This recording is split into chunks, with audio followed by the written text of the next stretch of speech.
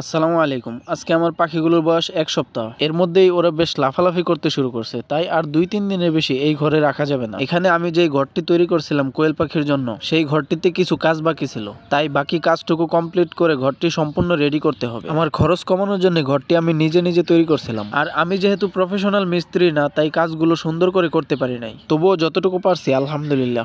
এই ঘরে আমার তেমন পরিমাণে কাজ বাকি নাই। যেহেতু শীতের মৌসুম চলতেছে, তাই ঠান্ডা আবহাওয়া থেকে বাঁচাতে নিচের ফাঁকাগুলো সিমেন্ট দিয়ে বন্ধ করে দিতে হবে। তাহলে আর ঠান্ডা আসবে না। আর বর্ষার সময়ও বৃষ্টির পানি আসতে না পারে, তার জন্যই মূলত নিচের এই সামান্য ফাঁকাগুলো বন্ধ করা। আরেকটি কথা আপনাদের সাথে শেয়ার করি। এই ঘরটি আমি তৈরি করছিলাম দেশি মুরগি পালনের জন্য। তারপর যে কোনো কারণে সিদ্ধান্ত চেঞ্জ হয় কোয়েল পাখি নিয়ে আসি। তো এই বালিগুলো আগেই আনা হয়েছিল যখন এই ঘরের ফ্লোর ডালাই দিই, তাই বালির জন্য কোথাও যেতে হয় নাই নতুন করে। কিন্তু লজ্জার ব্যাপার হয়েছে, এই কাজটুকু করতে আমার 10 কেজির বেশি সিমেন্ট লাগবে না। কিন্তু এত বড় বড় দোকানে গিয়ে 10 কেজি 15 কেজি সিমেন্ট চাইতে অনেক লজ্জা লাগে। আর আমারও আপাতত সিমেন্টের আর কোনো কাজ নেই করার মতো। তাই আস্ত বস্তা নিয়ে আসলে 40 কেজি সিমেন্ট ধরেই নষ্ট হবে। অবশেষে এক দোকান থেকে 10 কেজি সিমেন্ট নিয়ে আসলাম। তারপর এগুলো এখন ভালো করে মিশিয়ে নিতে হবে। আর অনেকের প্রশ্ন হচ্ছে কোয়েল পাখির কোন সাইজের বাচ্চা নিলে সবচেয়ে ভালো হয় এবং লাভবান হওয়া যায়। তো আমি এই ব্যাপারে বেশি পরিমাণে জানি না, তবে আমি সাজেস্ট করব আপনি নতুন হলে জিরো বাচ্চা নিয়েন না। কারণ জিরো বাচ্চা যদিও অনেক কম দামে নেওয়া যায়, 7 থেকে 8 টাকার মধ্যে পাওয়া যায়। আর সেই তুলনায় বড় বাচ্চার দাম অনেক বেশি।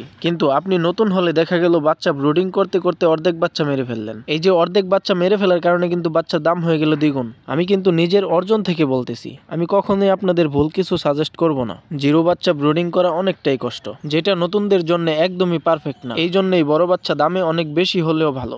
আর আমার একটা জিনিস লাগবে, কারো কাছে যদি কিং কোয়েলের ডিম অথবা বাচ্চা থাকে তাহলে কমেন্টে যোগাযোগ করেন। ডিম হোক অথবা বাচ্চা হোক, অবশ্যই অরিজিনাল কিং কোয়েলের হতে হবে। এদিকে আমার ঘরের ভেতরের অংশের কাজ প্রায় শেষ।